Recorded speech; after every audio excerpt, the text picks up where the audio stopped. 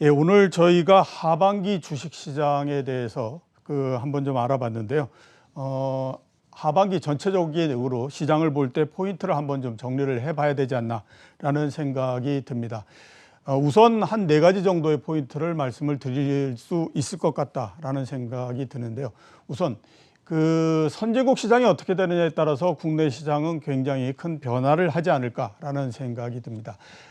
전 세계 주식 시장이 공동의 움직임을 상당히 보이고 있기 때문에 부분적으로는 다른 모양을 보인다고 하더라도 전체적인 큰 틀에서는 특히 미국 시장의 움직임에 굉장히 연동돼서 움직일 수밖에 없는 그런 모양이기 때문에 최근처럼 미국 시장을 비롯한 선진국 시장이 계속해서 횡보 국면을 하반기에도 거듭한다라고 될 경우에는 우리 시장 역시 그다지 어떤 상승의 계기를 잡기는 그렇게 쉽지 않은 상태이기 때문에 향후에 이 선진국 시장이 어떻게 되느냐 하는 부분들을 꾸준히 좀 팔로우를 하셨으면 하는 생각이 들고요. 두 번째는 모멘텀과 관련한 부분들입니다. 하반기 전체적으로 시장의 수준 자체가, 그러니까 경제나 기업 실적의 수준 자체가 나쁠 거다라고 하는 사람들은 거의 없는 상태입니다. 그 대신에 보면 과연 얼마만큼 증가를 할 수 있을 것인가 하는 증가에 관한 모멘텀은 상당히 좀 자신이 없어 하지 않나라는 생각이 들거든요. 가장 대표적인 예를 우리가 보더라도 2분기까지의 기업이익은 영업이익 기준으로 했을 때 100% 정도의 증가, 작년 대비해서 100% 정도의 증가가 예상이 되고 있지만 3분기에는 30% 정도로서 낮아지고 4분기에는 그 숫자가 10% 정도로서 낮아질 가능성이 높습니다.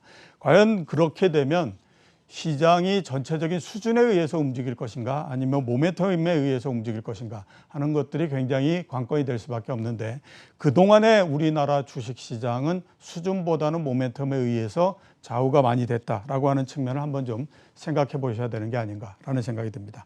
그리고 세 번째로 말씀드릴 부분이 수급과 관련한 부분입니다. 작년 말과 올해 초까지만 하더라도 개인 투자자를 중심으로 해서 굉장히 많은 매수세가 들어오고 유동성도 들어왔지만 하반기는 일단 상반기 자체가 시장이 그렇게 큰 변동이 없었기 때문에 수급 측면에서 뚜렷하게 돈이 들어오거나 그럴 가능성은 높지 않고요.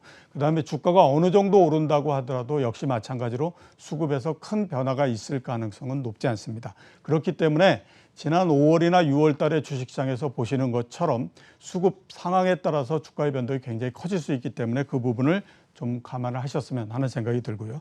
마지막으로 말씀드릴 부분이 주도주와 관련한 부분입니다. 현재 주도주, 특히 대형주에서 시장을 끌고 갈 만한 종목들이 나오지 않고 있는 상태인데, 이런 상태를 과연 언제쯤 벗어날 수 있을 것인가 하는 것들이 중요하지 않나라는 생각이 듭니다.